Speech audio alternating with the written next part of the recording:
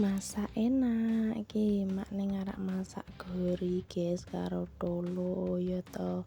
Iki masakan koyo ngene iki wis enak guys, soalnya nek ora duwe wit gori dhewe ya tuku nang bakul sayur ngono ki lumayan iki.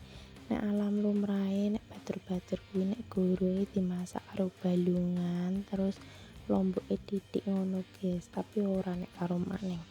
Maning senengane sing rodok pedes ngono guys, dadi men iso nglawi ngono lho guys. Lho iki santene wis tekokne wajan, terus banjur bumbune mau ya tak cemplungne wajan guys. Nek brambang, bawang, lombok.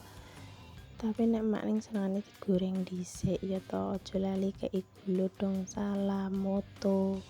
Terus penyedap ngono ya guys. Lah iki dedek jangane makning wis mateng, kayak ayo sarapan.